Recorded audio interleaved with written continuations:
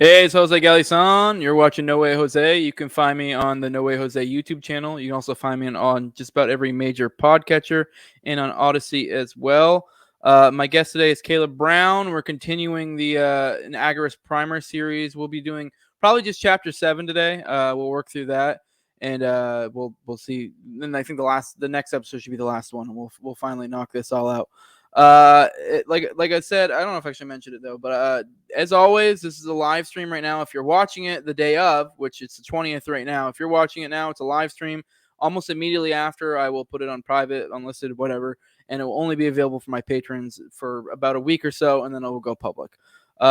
Usually I live stream to Twitter as well today, but FYI, Twitter was being glitchy today, so it's showing that's not working. I don't know, maybe it is, maybe it isn't. I don't really care.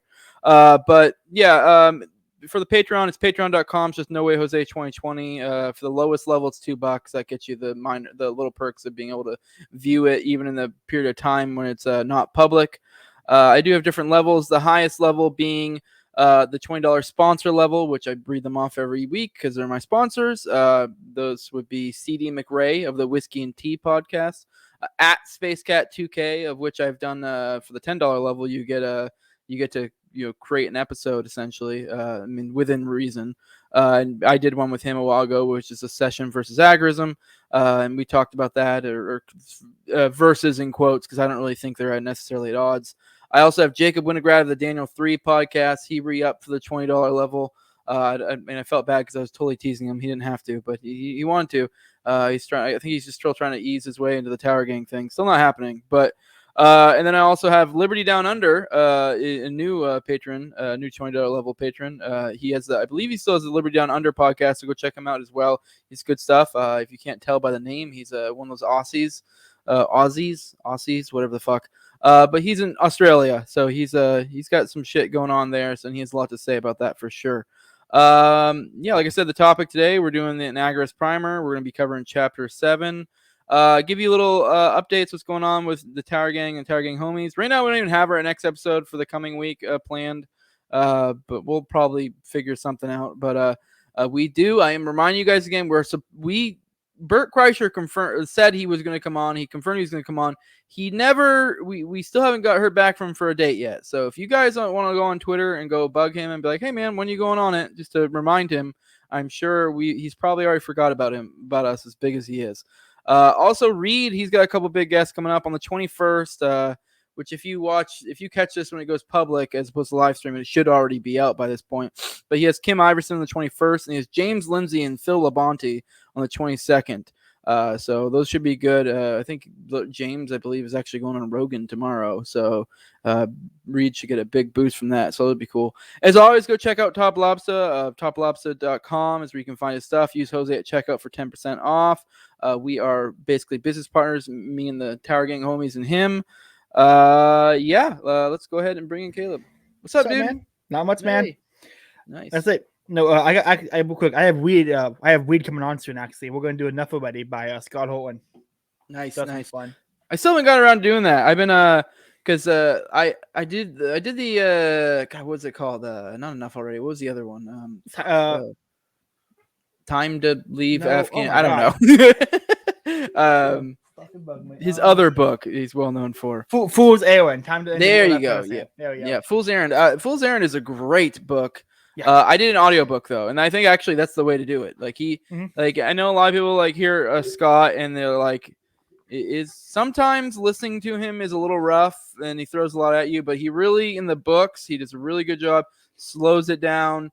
Something about his voice just really works. I still had to put it on times 2 speed to feel like it was actually Scott Holton. Yeah, he was just so slow. I didn't feel natural. Yeah. I like it personally, but maybe I'm just stupid. I don't know, but point out, I haven't got it yet because I've been every month I get the Audible credits, and I've been doing. I'm still knocking out the Dune series. Nice, because I think this coming one I've done Dune, and then I've done Dune Messiah and Children of Dune. Next, I've got Emperor Dune, which is supposed to be the best one, so I'm looking forward to that. That should be fun. Nice. But yeah.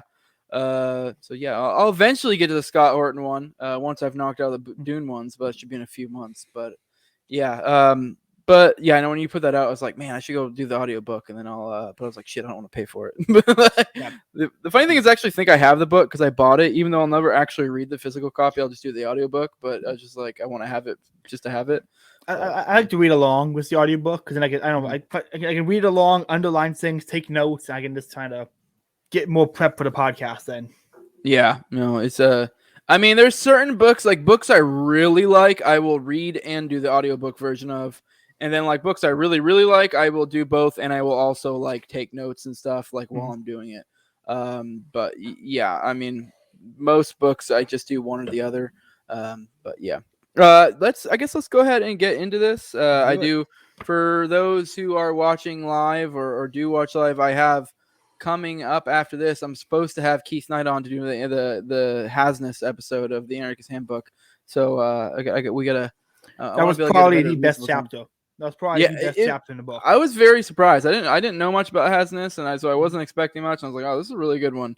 And he's a more recent scholar, so it's more written for today's audience too, which I think makes it better in a lot of ways. Yeah, it blew my mind. I read it. I'm like, I got a weird, like my entire view of law was like, okay, I gotta reassess this. This is it was incredible. Well, I mean, I found myself agreeing pretty much entirely, but it was like one of those things where like, oh, but he like put it in a way where I'm like, oh yeah. Let me ask you, on this hypothetical he gives about the old lady signs up for like a yoga class or something, or to get bamboozled out of her money. In that hypothetical TV provides, which one do you side with? Do you side with the company because he's fucked over the lady, or do you think the lady signed a contract and has to deal with it now? Like, which one did you side with personally? I mean, I'm more of the contract guy, but at the same point, the whole point Hasnes is getting at is that like both are right, and it's like these are just different competing versions of law, and ideally in a proper free society, you would have different laws in different areas, and it wouldn't be this monopoly, and so.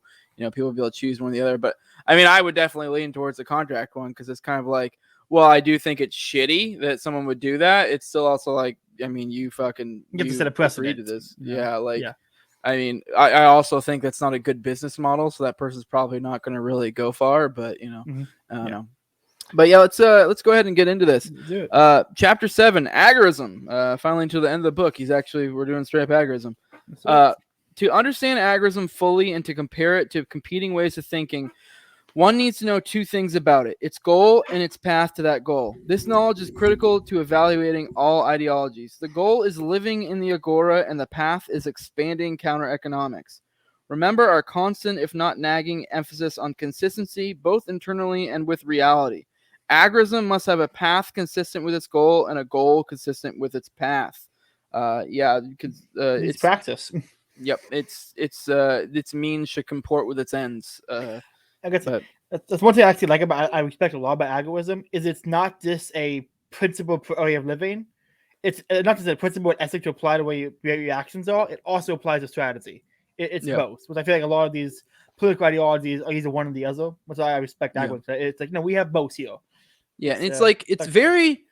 People like straw man agorism and maybe not even intentionally, but they always like kind of misunderstand it. But like, it's really pretty simplistic when you think about it, and I like how like because I think I was listening to Pete or somebody recently. Actually, I think it was Pete with Aaron. They were doing Lenin, and it was kind of his idea of like, oh well, we need to do this. It's a communism thing. It's like, but if we do this, and then we can get to communism. In a lot of ways, it's kind of similar to like, say, not to, because I guess we'll continually shit on the LP. It's the kind of idea like, oh, well, we'll utilize politics and we'll just get rid of politics one day. And it's like, wait, what? Like, like how, like, wouldn't that just like feed into that and make that more like bigger or whatever? I mean, I don't know. Like, it's kind of the idea that we're going to do this thing and then somehow we'll end up with this other thing that's not. That doesn't follow from that thing. it's that Marxist joke. It's like step A, achieve power. Step B, step C, communism. Like they don't have a step B yet. Which I mean, there's not to say there aren't examples of when you can do that, but I just think it's not very likely like for that to like change course like that, because once you set a course, especially something that spans over generations and it has assortment of people in it, and you kind of create a trend. Like, it's one thing if it's just one single person. You're like, I'm going to do this action. I know it's not consistent with my end, but it will allow me to get to that place, and then I can change course when I get there or whatever. But when you're talking about like groups of people over generations, like you're setting a path in motion, like, and you're like, and somehow this is going to lead to a different thing than like the means you're using to get there. Like, I don't, it just doesn't, that never made sense to me. It doesn't track. It doesn't track with their own rules, you know? Yeah. All right. The Axioms of Agarism. A free society is the goal of many people. Not all of them agorists or even libertarians. Agorists can see nothing but a free market in a free society. After all, who or what will prevent it? The first axiom of agorism. The closest approach to a free society is an uncorrupted agora, open marketplace. An axiom is a principle or premise of a way of thinking. It is arrived at by insight, induction, and observation of nature. Theorems are arrived at deductively from axioms. A 0th axiom of agorism might be, there are no contradictions in reality, and theory must be consistent with reality. I like that. I mean, it's kind of the idea where people I've seen before, and this was a thing probably a few months ago, where a lot of people, especially a lot of the lockdown type stuff and like actions, like, oh, what are we going to do to combat this? And they'll be like, and a lot of people are like, oh, that's not consistent with theory. And then people will be like, well, maybe, that's not and then some people are like, well, that's not the theoretical right thing to do, but like, maybe it's not perfectly libertarian or whatever. And it's like, if your theory does not comport to reality, then like, you probably should rethink your theory. Like, and then, I got a big complaint recently because I saw, not recently, maybe a few months ago, everyone was arguing on Twitter about like that whole, what if the food stores all lock you out in the area and you can't get access to food, and all these people like trying to rationalize it, like justify their actions, and it's like, this is where I'm like, an egotist. It was like, I'm just gonna get the food. I don't fucking care. I'm gonna say that's bad. It's wrong of me. Like, the Catholics have a big debate. Like, Catholics have a big debate, and it's is lying to the Nazis a sin if you have Jews in your attic? My answer is yes. I'm gonna do it anyway. Yeah, like, I don't even think lying's wrong. I like, you brought up egoism. I've said before, and that's the beauty of egoism, is I'm never inconsistent, because it's just like, that's what I want to do. Like, but then I then stack on top of that libertarianism, and I'm like, I just think that this is the best way to achieve what I want, is a better world. But at the end of the day, if we're in some situation where somehow this doesn't comport to the libertarian theory, I'm like, okay. Yeah, it's like, and yes, and okay. Yeah. But all right, commonly known axioms in philosophy are existence exists and A is A. Well-known mathematical axioms are things equal to another thing or equal to each other. And a statement leading to a contradiction with a theorem or axiom is false. The first 6 chapters of this primer preceded the actual presentation of agorism to give you, the reader, enough understanding of economics, counter-economics, and libertarianism to see where the insights that produce agorism were derived. They were not chosen arbitrarily, but rather as a result of years of bitter experience, and in some cases, furious battles and acts of resistance. The hardcore agorists had to have something worth dying for, and far more important, worth living for. The second axiom of agorism. The Agora self-corrects for small that's a fucking bitch of a word. Perturbations of corruption. This axiom leads us to a far more detailed picture of what our nearly free society would look like. It means simply that free market entities will defend the free market. People have to choose to do it, of course, but the incentive, offering of subjective value satisfaction. Why is that word killing me? Will be present to motivate them to do so, and will be sufficient to motivate enough people to do so. I do want to stop at that. That's one thing, and I know Pops talks about incentives a lot, and I tend to bring up incentives, and this is one reason why I like agorism, because even if you aren't, like, if you're pursuing market driven solutions and things that in its truest form, just market anything is necessarily not of the state. The state is just a leech that sucks off the free market. So if you can create some sort of market resolution to something, you're already putting forth the incentive to do it. And so, I've used Uber, Bitcoin, like those are good examples to where it kind of, you set the incentives to where you don't have to be an agorist to be like, well, I don't want to call a taxi because it's inconvenient and expensive. I'll just call an Uber. Or, fucking Bitcoin, like, well, look at the price of Bitcoin. Like, whoa, like, I don't know, the inflation's a bitch. And you're like, you don't have to be an agorist, like, but you're putting those incentives in place that lead people that way. And I think it's kind of what he's getting at, where it kind of corrects for itself in that regard. Like the greatest leaps towards a free society did not come from anyone, a devout libertarian. Yes. Which is sad, but how reality works, Yeah. Occasional criminals will be discovered, sought, found, apprehended, tried, sentenced, compelled to deliver restitution, and if possible, deterred from further actions. The third axiom of Agrism: the moral system of any Agora is compatible with pure libertarianism. This axiom means that life and property are safe from all those who act morally in society. We will describe this in the next section, but let us complete the axioms first. The fourth axiom of Agrism: Agora in part is Agora in whole. To a workable approximation, the corruption of an Agora raises protection costs and risks. This axiom's use will become blindingly clear when we deal with the path. Agrism has more theory, but is derived from these axioms. For the professional logicians tripping across the theory for the first time, I need to add a fifth axiom for completion. Agrism qua theory is an open system. This simply means that we may discover and add on other axioms, then check to see how consistent they are with what we already have. All right. That point right there on a open system, that's like a big debate in the objectivist circuit. Is objectivism open or closed? Like, is objectivism what Rand wrote, or does objectivism include new objectivists?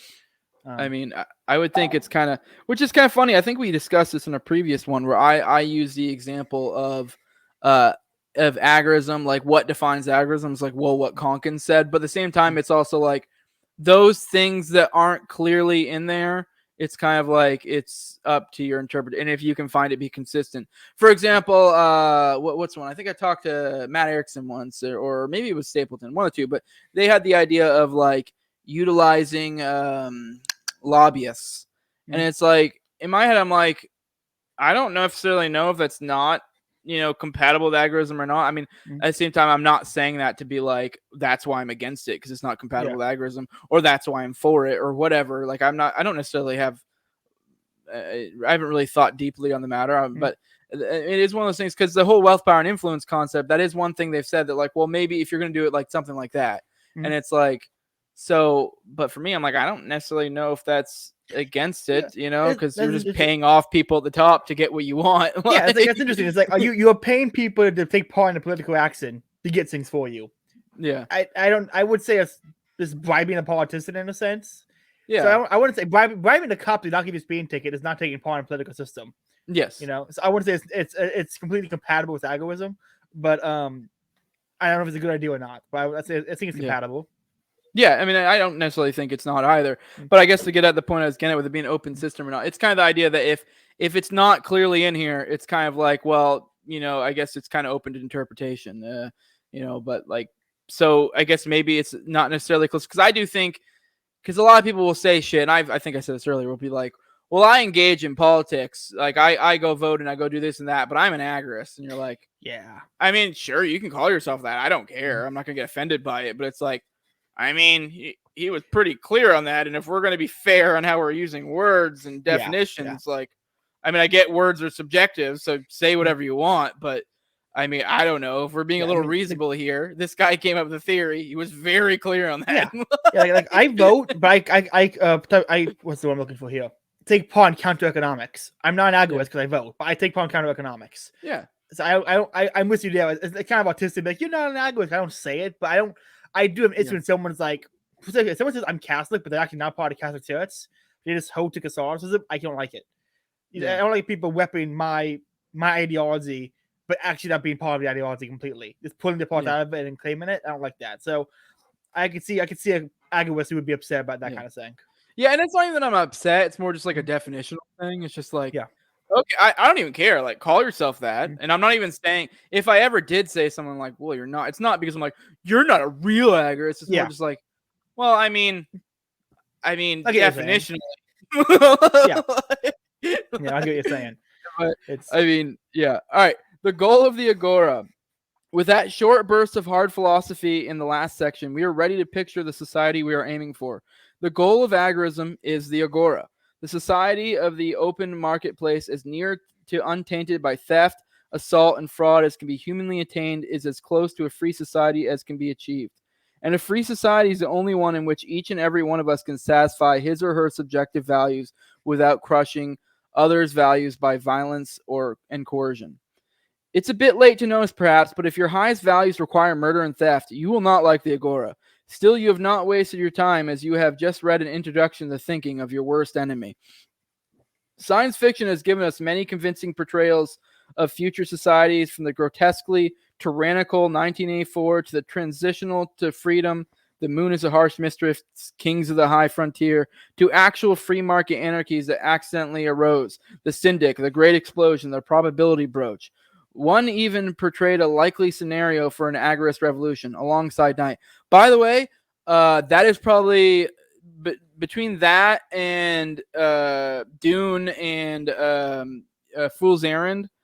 That is probably like it's in my top 3 favorite audiobooks. The audiobook is amazingly well done, and it's a great book. Like it's on my reading list, and I have a guest already picked out for it. He's agreed to come on. I just got to actually read the damn thing. Yeah, do the audiobook. I'm telling you, the audiobook is amazing.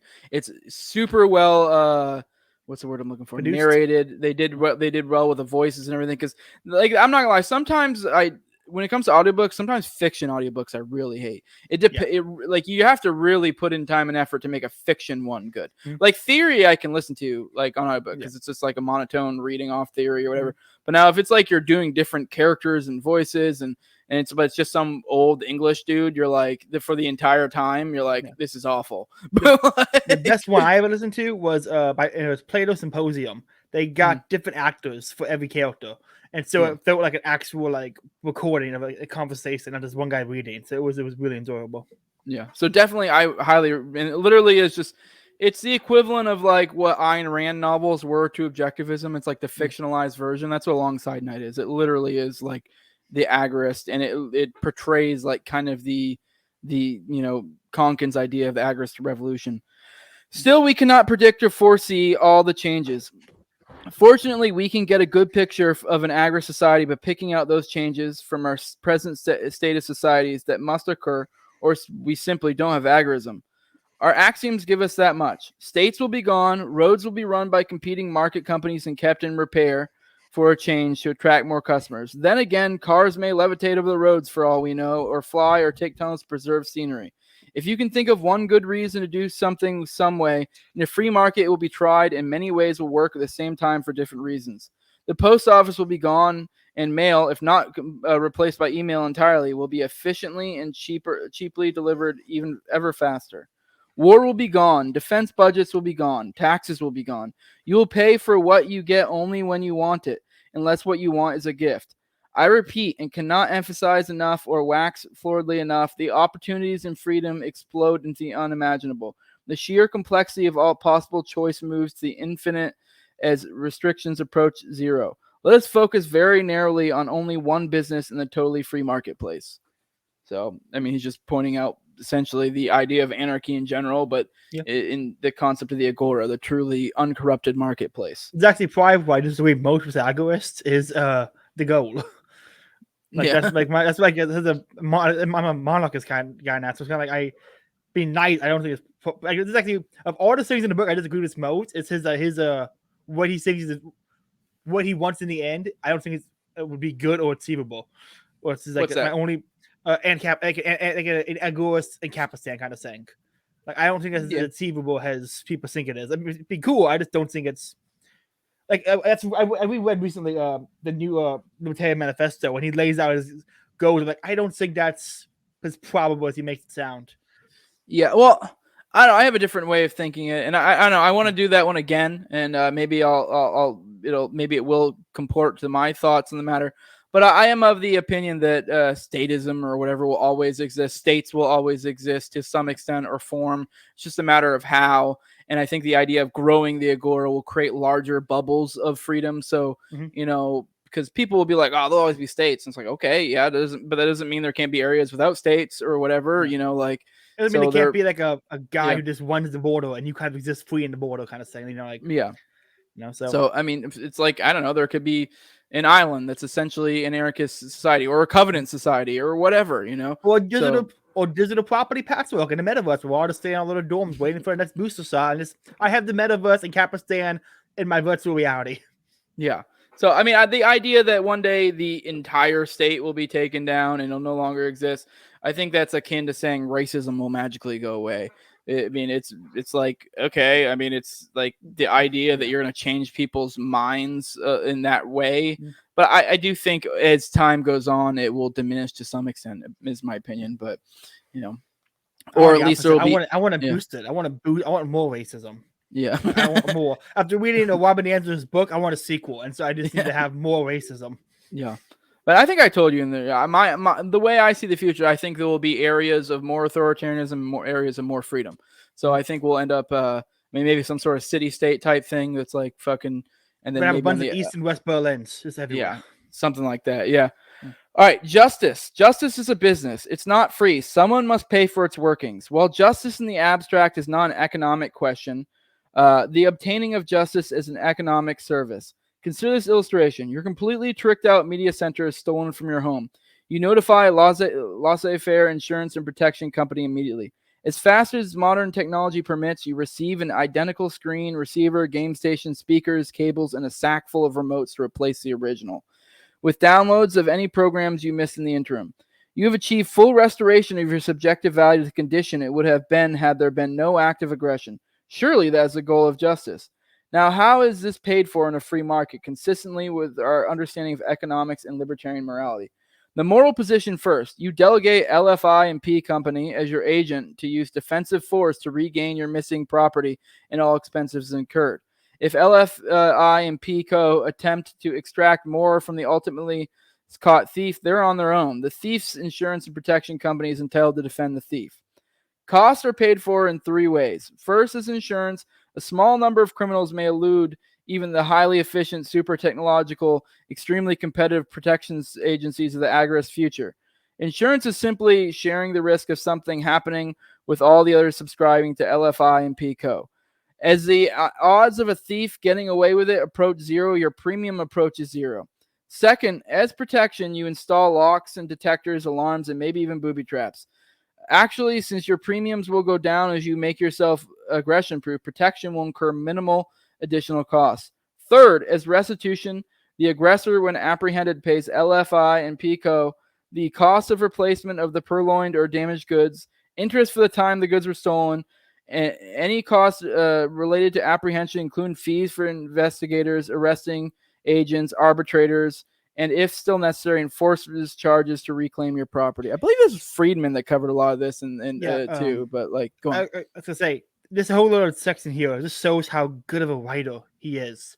Like, he just lays out with, like, you know, everyone knows this of like Chaos Serial from Tom Wood's episode, like security and stuff in the free market, but it always takes like 30 minutes or like a long conversation with a bunch of questions. He just lays it out here with like a page and a half.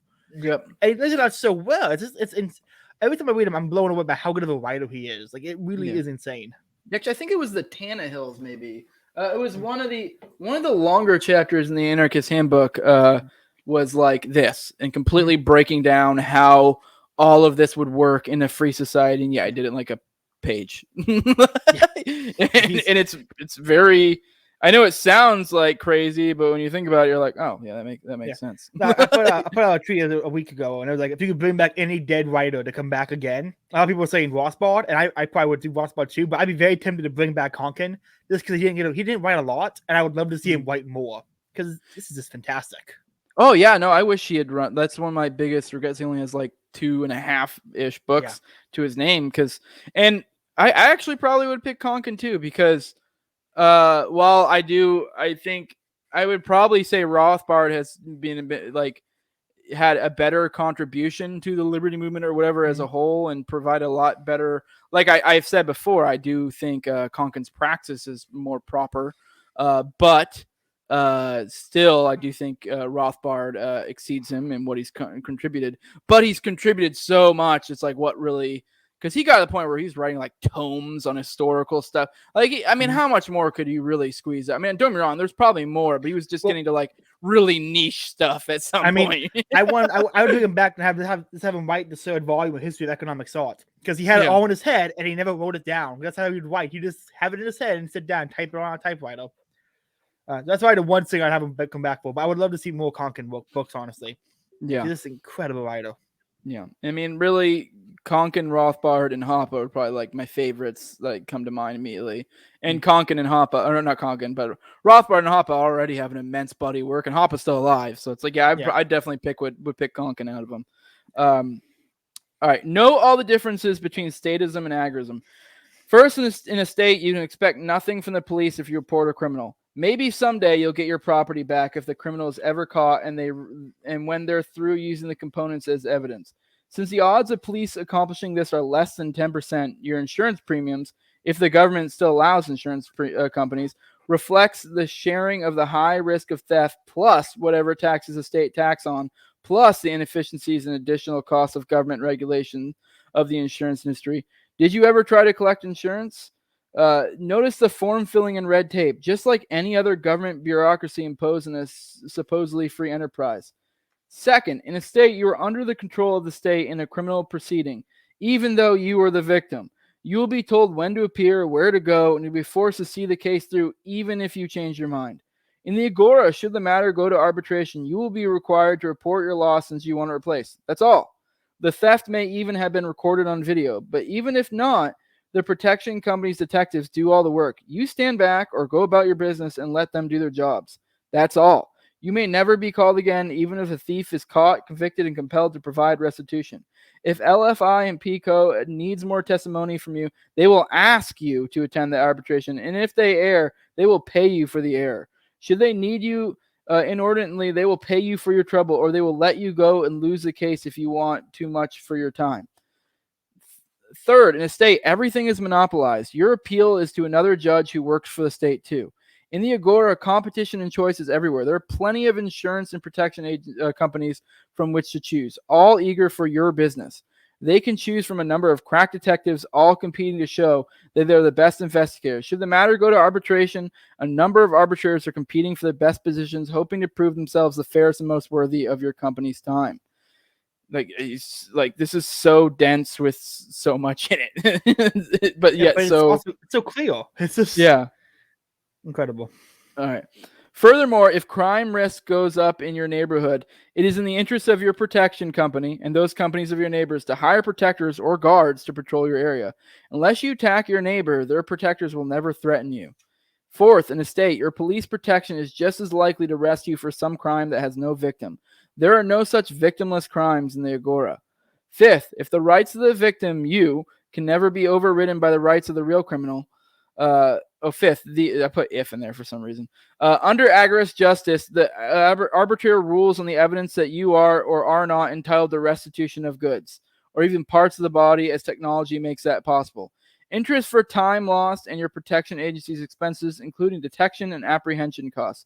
The moment the line is crossed into extracting more from the media center thief than full restoration of your components and all costs incurs, you or your company become the aggressor, and the ex-thief's protection agency will now honor its contract to defend him. All insurance and protection contracts in the Agorist society will stipulate that you cannot be protected from restoration proceedings after the protection companies defended you up to a fair arbitration. This ideal, seldom lived up to by states, is called due process. Oh, I gotta breathe. That's a lot. All right, well, let's keep going. The difference between Agorist protection and state policing has many more characteristics, but this list gives you a good idea.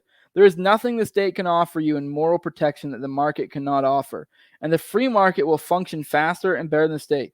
It's true that an occasional market company may be unsound, but you will always have the option of switching to a better competitor. Under a state, you know your protection service will always be the same, poor with no alternative. The state offers one thing the free market cannot and will not offer: aggression. If you wish to attack your immediate neighbors, you'll need state to police to attack them for the crimes of belonging to the wrong religious group, or of taking the wrong intoxicant, or of performing sex in a way of which you disapprove. And of With course, women. yeah, and of course, your neighbors will need state police to attack you for similar reasons. If you want to attack faraway neighbors, you need a state army. Or maybe you want to live in peace and freedom and will be satisfied with protection and defense. That last little bit kind of touched on, I think I touched on before, where I think the idea is like, what are your values? And then like the incentives that drive you that way. Because there are people that last little paragraph about if you wish the state to do this, if you wish the state to do that, there will, I think, in my opinion, that's kind of what I was getting at earlier. There will always be people who have that. So, and Pops kind of gets on this a little bit. And like, that's kind of like, there's a demand. But I think at the same time, there's also a demand for what we want. But I do think some of the bullshit we do in trying to pursue that ends goes against our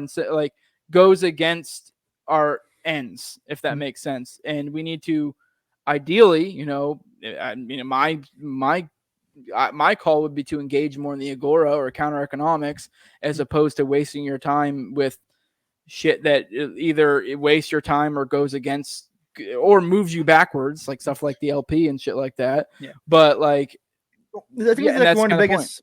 This is one of the biggest problem with like the libertarian movement is that we all agree on what we don't like what we have now, but like you put me next to say some of the people in the LP, some of the people in the paleo circle, some of the agorists, everyone I know on Twitter, I wouldn't want to live next to any of those fuckers.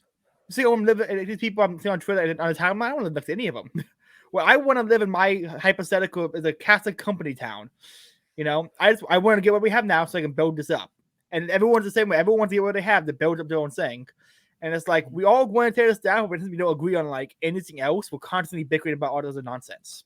I guess I disagree a little bit because I've been to a couple like LP or like Liberty events, and there's always that like group that like is awesome, and it's usually like the Mises guys, and they're shit, and I love them, but I'm just kind of like, I mean, maybe I'm wrong. I've said this before. I mean, when it comes to praxis, you kind of are just like, it's not like a hard science. Yeah. So like, maybe I'm wrong, but it's kind of like, but yeah, probably like well over 3/4 of the people at these events are like, these guys fucking suck.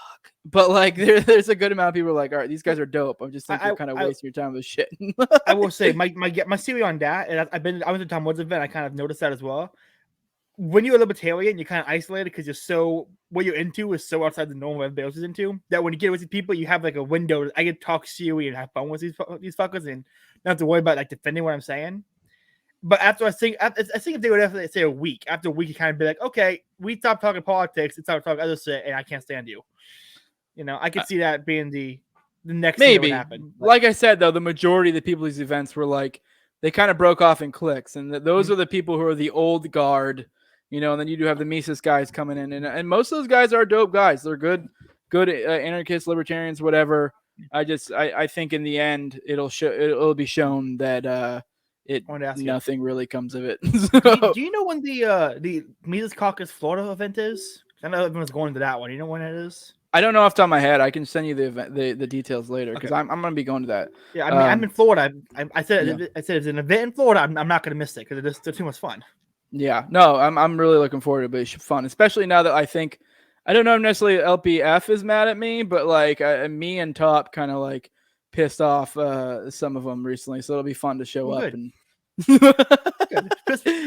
Hate is great. Piss everybody off because Top basically drove out Martha Buenos, which I'm like, if you can't handle Twitter and that's why you left, it's kind of like okay. No, I have never actually talked to a TopLobsta, but every interaction I have with him on Twitter is amazing. Yeah, Top's awesome. I love Top. TopLobsta.com. Yeah. All right, 2 words or so about national defense. Full agorism obviously needs no national defense. There are no nations to defend and no nations from which to be defended. Local protection against occasional criminals is sufficient. Once in a while, criminals might band together to overwhelm a single protection agency. Then the Agorist Protection Agency merely needs to hire another protection company to assist it. Similarly, should one protection company go bad, a few of the hundreds of others would be enough to apprehend its agents and shut it down. But in fact, market forces would sap such a company's destructive power long before it came to that. People raised in the Agorist society would stop paying its insurance premiums and shift to its competitors. Detective and investigation agencies would terminate their contracts with it. Arbitrators would consistently rule against its aggressive moves. Agents working for the company would quit and go elsewhere.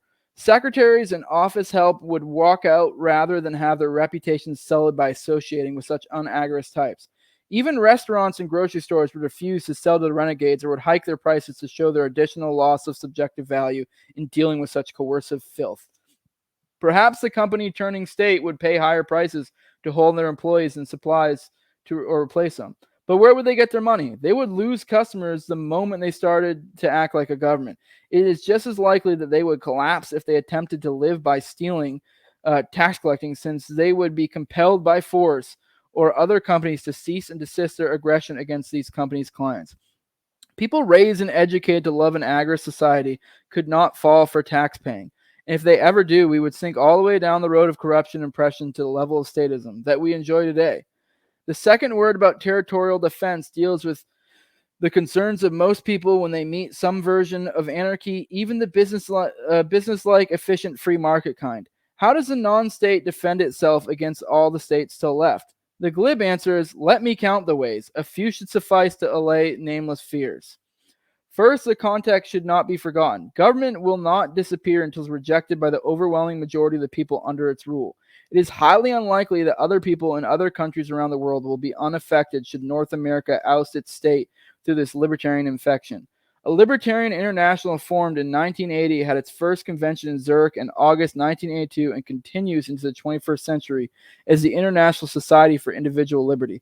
Many of these members could be relied upon to act as fifth columnists in their home countries to stop their governments from attacking the obviously peaceful anarchy. Second, although we do not rule out naked aggression, remember that wars are caused by both sides. There is an entire branch of libertarian theory we skipped in making this presentation. Actually, more than one, called Revisionist History, which rips the mask off government war propaganda to reveal the gleaming skull underneath. The United States, for example, has not been involved in a single war since the first revolution that could not have been avoided, nor one that would have cost American citizens their liberty had it been avoided. Said liberty, to be sure, which they were already losing to their own government. Several volumes have been written about each of these wars from establishment and revisionist perspectives. But let me just list the bold, simple conclusions here, and you can search for yourself whether I'm right. All right, he just did the entire national defense portion of Machinery of Freedom in like 2 pages. Yeah, he is. It's crazy. Yeah, and now he's about to do fucking enough already in probably in 4-5 pages. Yeah. Yeah. Just the greatest writer. I mean, yeah, he literally is. It's so packed, but like it doesn't really miss any essential information, really, that I can see. You know, someone needs to be able to time us in and go back and be like, "Hey, man, eat more vegetables. Just cut the pizza, eat some vegetables, hit the gym, and write some more books." Yeah, my biggest critique of Konkin is that he's fat. That's about it. That's really all it is. Like, you're really not a good figurehead. You need to slim down. Yeah. He is he's a funny looking dude. Yeah. I can't not laugh at him when I see his, like, I'm glad his picture's not in anywhere in this book because I couldn't not laugh at it, but yeah, it's the thumbnail for this. But yeah. All right. War of 1812. U.S. warhawks sought a land grab in Canada. Pretext for the war, impressment of American seamen in ships running the British blockade of Napoleon. True but trivial in comparison to war and its costs in lives and freedom. Mexican War. U.S. Southern interests sought land grab of Texas and other Mexican territories to form more slave states to balance off new northern free states. Pretext. Mexico attacked Republic of Texas and thus U.S. sail. Probably not, and Texas was not U.S. soil then. War between the states. North wished to enslave the South. South, justifiably, wished to be free of the North. Pretext. Abolition of slavery in South. North kept slavery in Northern territory. Also, hardcore abolitionists supported both Southern secession and abolition of slavery as same issue of freedom. I do got to point out right there, Civil War is so contentious, and he just did it like in a paragraph in a very concise way. He took what I had to read an entire Thomas De Lorenzo book to come away from, and he just put it in a paragraph. Not in a paragraph, probably like 2 sentences. All right. Spanish-American War. U.S. interests grabbed Spanish colonies, Cuba, Philippines, for exploitation and turned the U.S. state into an old world empire. Pretext. U.S. battleship Maine was attacked in a Cuban harbor. Even though innocent, Spain apologized anyway and bent over backwards to avoid war. World War I. U.S. interests, especially bankers, bet on Great Britain and moved U.S. in to save their investments when Russians pulled out, leaving Germany one front. Pretext: German U-boats attacked British ship carrying Americans. Declaration of unrestricted submarine warfare zones by Germany. Trivial relative to war, and U.S. ships should have taken their chances if they insisted on running huge risks for high profits by penetrating the blockades. GB was blockading Germany, and other interests wanted to replay War of 1812 and attack Britain. World War II, Europe, 1939. Britain gave Poland a blank check treaty if they would hold out 99% German Danzig for Germany. The last adjustment of the Versailles Treaty, ending World War I, that penalized Germany. Also, Britain and France refused the alliance with Russia against the fascist menace, although Bolshevik Russia was seriously threatened by Nazi aggression, unlike Danzig-less Poland, not to mention distant Great Britain, and thus push USSR to German side in fear. Poland was overwhelmingly outnumbered and still refused to return German Danzig. Pretext: Germany invaded Poland without provocation. Nonsense. Allied war propaganda.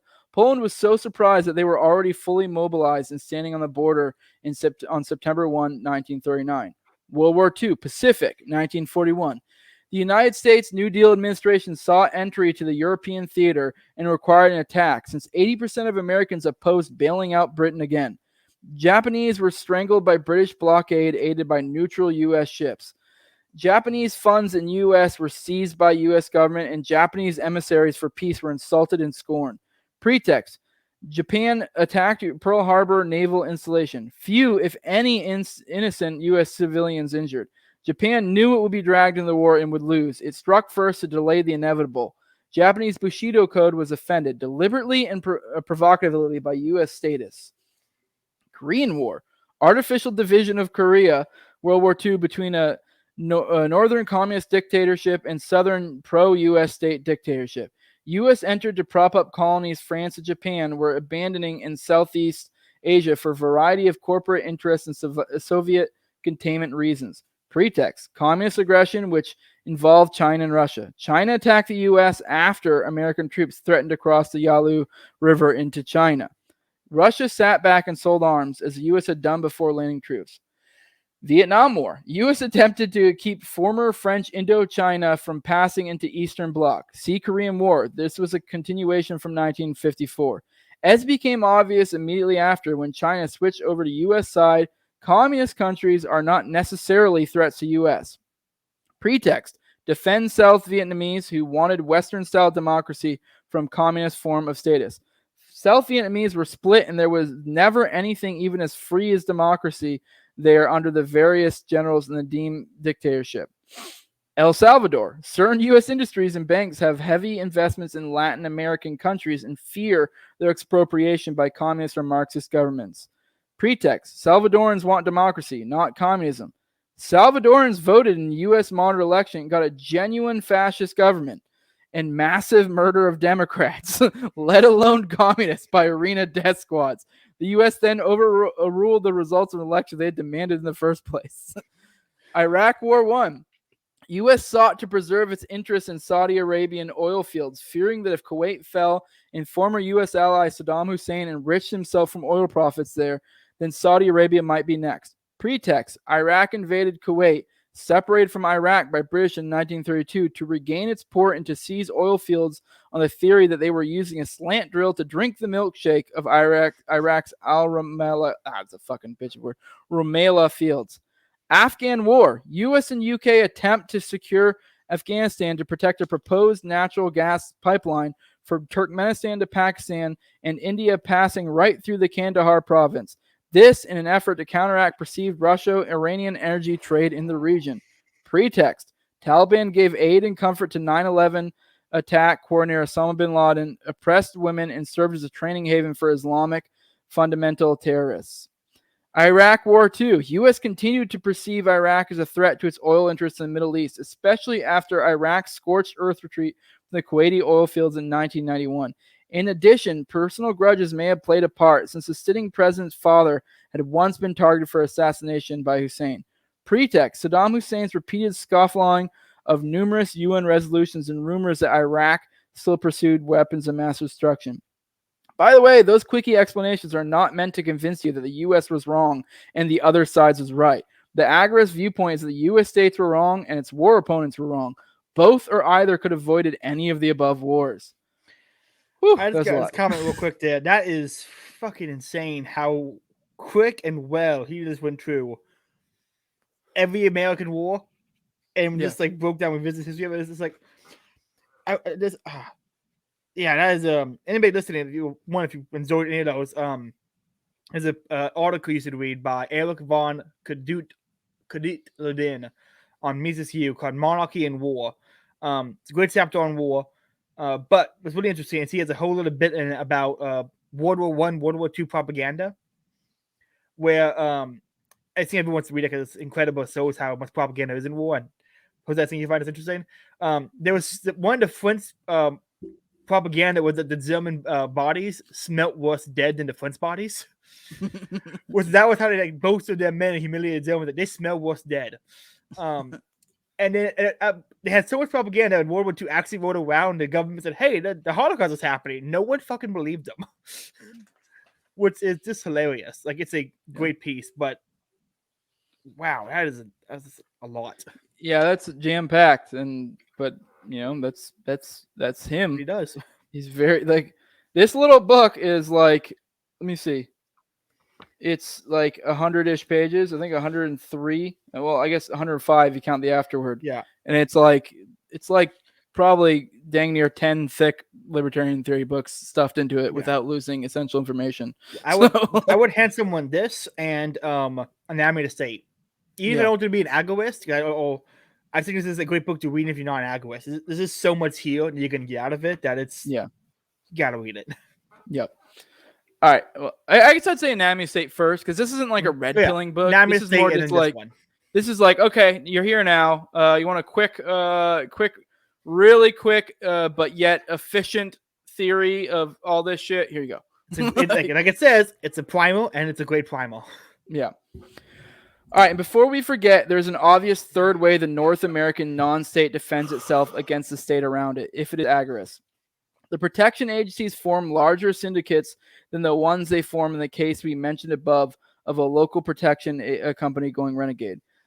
If all the policyholders of all the insurance and protection companies are threatened by evasion, they will throw all their combined resources and higher technology, judging by free enterprises' past performance, on defense of the common ground. Fourth, the people will rise up in militias or guerrilla units to defend their incredibly free society. There were advanced hints of this strategy in the Ukrainian anarchist army under Nestor Makhno had no trouble raising militia to protect the local fanners from roving armies of reds and whites during the Russian Revolution. Our American Revolution to some extent kind of did this. You know, I mean, there was some status component. I'm not a huge historian on that. I know some people were... I know they did what's it called? Not draft, but like you basically made people enlist to some extent, but a lot of it was just free people being like, fuck this. Like so like the revolutionary spirit was a lot better than anyone leading it. Yes. Exactly. Fifth, most wars have had a strong economic component. Often access to goods or natural resources was barred by protectionist state economic policies. The anarchy would have full free trade with full access. Anyone wanting anything produced in the North American anarchy could easily buy it without taxes and tariffs and at a cheaper price than anywhere else.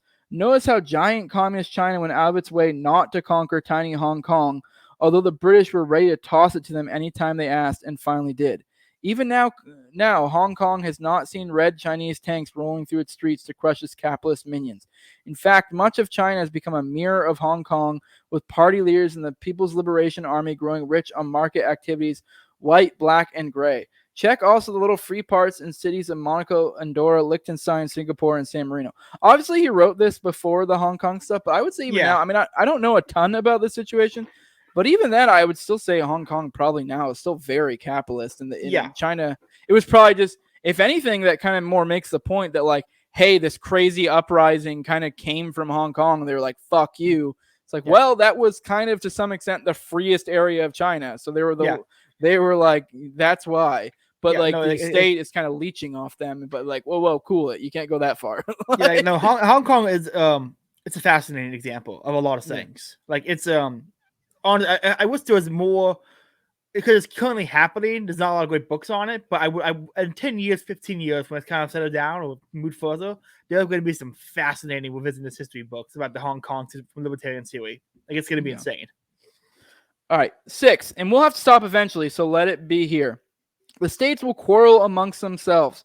Since the anarchy threatens no state immediately, point 2, long term it does as a shining example of better conditions, but other states with standing militaries do threaten at all times. What state would want the easy access to resources in the anarchy cut off by another state using it? That could mean war, but among the states, while the anarchy freely sells to all sides without favor or penalty. And that kind of goes on our Hong Kong example that we were kind of getting at before. Like, if there was some area that, Hong Kong's kind of like a lesser degree of this, is more capitalistic. But if you had an area, say New Hampshire did secede and somehow they didn't fuck, and they went full on anarchy and somehow they made it to that point where the states didn't fuck with them, it really wouldn't make sense for anyone to be like, let's have full on war if they get past that first initial point. Like, obviously initially, but once it's been established for a while and is going, it's kind of like, well, we can kind of, benefit off of it. And it's like he does point out in the long run, it's not good for the state, but the state isn't as, I guess in some regards maybe it is, but it's not as good as at the long run stuff, because most politicians are only there for short terms, and they all know the whole game of the state is like passing the fucking buck to the next guy, or kicking the can down the road. So it's like, while they know this is a threat in the long run, they're more like, well, we can benefit on the short run, and this works for me, so why, but I mean, this is all theoretical. Say what? Yeah. Low time preference. Yes. Critics of market anarchy often try to have their cake and eat it too. For example, they may argue that there are too few states. What happens if the states gang up? And at the same time, too many. How can one anarchy survive among all those states?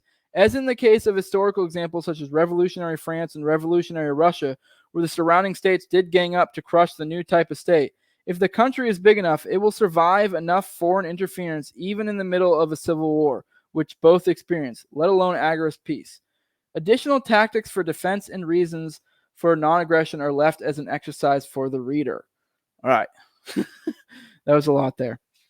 Yeah, I mean, he kind of like, once again, that was like kind of more machinery freedom type stuff, just pointing out. And it is funny. I mean, maybe it's just because I've done enough reading now. It is always funny. That is one to go to for, like, not to, I guess, I feel like it's weird saying status, but for statists or normies, and they're like, well, what about national defense? And you're like, I mean, once you kind of think it through, you're like, oh, like, say America magically we turn to anarchy overnight. Like, what country is going to waste their resources to cross an ocean, try to take us over? And then even they did try to take us over, it would be such a decentralized thing that, like, these decentralized components would gang up on the invader. And even if they somehow didn't, say it was just like an every man for himself, like people think of it as anarchy, it's kind of like, okay, what are you going to do? To be able to take over a small area that has no leader, that you can't even really take over because there's nothing to take over. It's just a group of people. It's constant guerrilla warfare. It's not going to be effective. There's no point. It's like Afghanistan, but way worse. All you get out of it is some land that we've already fucking destroyed. That's what you get. There's nothing to gain. Yeah. So, like, there's nothing. I don't get where people. I mean, the more you think about it, the more you're like, well, it doesn't make sense. Yeah. Like, great example. When I first started getting into anarchism, I had a friend of mine who still doesn't get it and he hates it. As I brought it up, he's like, okay, what we do is the nukes. I'm like, well, what do you mean? It's like, all these nukes have? Like, is what? These insurance companies going to have the nukes? I'm like, okay, yeah. He goes, well, that's terrible. I'm like, what do you want to do if other companies has what if science tries to, like, nuke you? I'm like, well, we have anti-nuclear missiles. He goes, okay, look, we don't know those work yet. It's like, okay, so the state can't use them either then. Like, what the fuck are you saying? Like, we don't know they work for us now. What you can't take what we can't do it now, but he's saying my system's bad because we can't do it in the future. We can't do it now, dude. What the fuck are you saying? Like, it literally made no sense. It was the dumbest thing. Yeah, the nukes one is questionable, but it's like, at the same time, I feel like there are definitely incentives in place not to use them. So, I got tired of arguing. I hate the word statist. I plebs is better. But I once had a guy who I said as a graduation party, and I brought up anarchism, and he, of course, he's autistic as fucking homeschool. So he brought over like his friends to argue about it with me, and he's like, "Oh, you're against government doing anything?" I'm like, "Yes." He goes, "So what about when they got rid of Jim Crow laws?" I'm like, "You mean the laws they made in the first place?" He was like, "What?" Oh, like, he literally never put two together. Jim Crow laws. Yeah, it was the funniest thing. Yeah, which is, I don't know, that's to some extent, that's kind of like some of the stuff people have been bitch about lately with, like, I don't know, like, say with Florida and stuff. And it's like, I guess, I mean, you know, especially looking at from more of an agoristic perspective, I see a lot of these like corporations as arms of the state. So when, like, say somebody like DeSantis is like, hey, corporations, you can't do this. To me, that's just the state fucking the state. I'm like, Yeah. okay. Yeah. I mean, I get it. Like, a lot of people point out that like the legislation also applied to, like, you know, not businesses that you would consider to be part of the state, or like little mom and pop places. And like, okay, yeah, ideally I would prefer there to have been some sort of clause that somehow magically exempted them.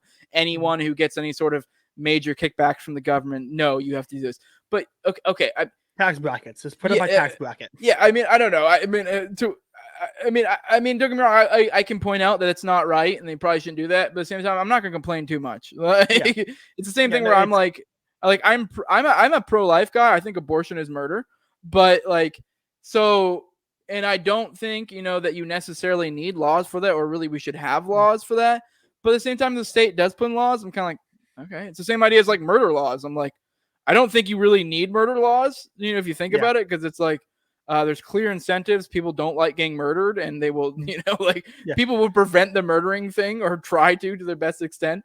But at the same time, if someone puts in a murder law, I'm not going to like throw a fit. It's, like, okay, it's something the state does, and it's like you're against, like, it's so frustrating. It's like, oh, you're against the state doing it, so you're against, like, what, them having a VA hospital. It's like, sort of, because one, they shouldn't. I mean, yes, they're helping veterans, which is good. At the same time, it's one inefficiently attainable. Oh, the VA hospital is awful.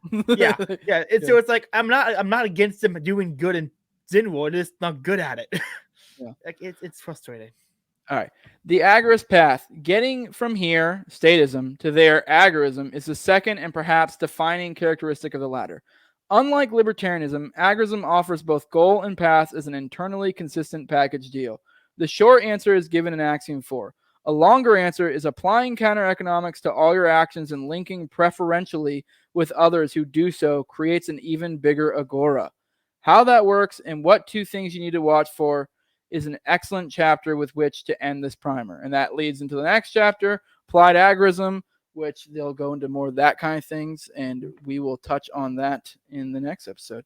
We do have someone who commented, I'm an atheist anarchist. I think abortion is murder. What am I going to do about it? Same thing I do about other murders, protect myself. Yeah, and ideally, if we had a state out of the way, you know, things would happen. And, you know, like... at the very least, I think in a true free society, there would be a insane social stigma against it. I mean, it is like litigation against abortion would be pretty hard to pursue. And I don't know the libertarian theory of that would work in a free society. But at the very least, I think it would be insanely frowned upon. So like I had a major like revelation today when it came to the abortion issue. Is I no longer believe you have a right to life. Like, pro-choicers don't have a right to life. That's my new stance. Yeah. Well, all right. We're at the end. I don't know if you want to go ahead and drop your plugs, and we'll. My show is Face, Liberty, and Praxis on YouTube at Face, Liberty, and Praxis. I'm on Twitter at Caleb Brown 549. I got a bunch of shit in the world. Oh, I have a website now with a bunch of other Catholics. Paleotomism.com at Paleotomism on Twitter. Bunch of cool Catholic monarchist, anarchist types. I got a bunch of stuff in the world. I got 16 books I'm reading this next 6 months, and it's going to be a lot of fun. I got and everybody listening, Thomas de Windsor is coming on, and that is going to be the shit. So everyone go read social and get ready for that one. I will say Catholic monarchist is a very based term. All right. This is the No Way Jose show. You can find me on YouTube, all the major audio podcatchers, Odyssey. On Twitter, I'm at 2020 No Way Jose if you want to follow me. I'm on Getter as well. I'm debating whether I want to delete it because it's kind of trash and it's like I don't even really use it. But at the same time, it's kind of like, I don't know. It's another platform, whatever. I mean, it'll probably die down anyways. I'll end up deleting it later. But if you want to try the Getter thing, It's obviously pretty trash. A lot of people saw the Tim Pool stuff that came out lately. And let's be real, I already knew what it was before that. I mean, me and Reed were fucking testing it out, right off the bat, fucking dropping N-bombs. We're like, oh, we can't do that? Oh, well, I guess this is free speech. And don't get me wrong, I think it's perfectly reasonable for a platform to be like, hey, you can't say that here. But if you're going to be like, this is a free speech platform, it's like, well, you're making a bold claim here. Let's find out. Now, if you're just like, hey, it's just more free speech than other places, but you can't do this, this, and this, I'm like, fair enough. It is your platform, but don't tell me it's free speech and then I can't say the N-word. So, America. Exactly. And if you want to give me money, patreon.com, just NoWayJose2020. Like, share, subscribe, comment, all that good stuff. Help out the algorithms. And yeah, we'll be doing our last episode. We'll probably end up doing like next week or something. There's 5 pages left, and so it's gonna be 5 pages? Yeah. Oh shit. Well, that's pretty short. Well, that'll be a very quick one. But yeah, I mean, I would have knocked out the other one. Well, if it's only 5 pages, I would have knocked it out today. But I do have another episode I'm about to go to right after this. So if you're watching this live, I'm about to do the Keith Knight one in a minute. So that should be fun. So good. Yeah, I'm looking forward to it. But yeah, with that, we are out. I appreciate you coming on. This has been fun. And the next one will be our last one. And I think I haven't talked to Sal yet, but I would like to try to get Sal for the for the New Libertarian Manifesto. That'd be great. Sal is great. I every time I talk to that guy, it's always fun. Yeah, and ideally, my ideal is I want to try to get Aaron for Agorist class theory. That would be fun because I think someone coming from that like commie type, but yet ANCAP sort of view would be really dope for a class theory on Agrism. So yeah, with that we are out. Appreciate it, bud. No problem. Out.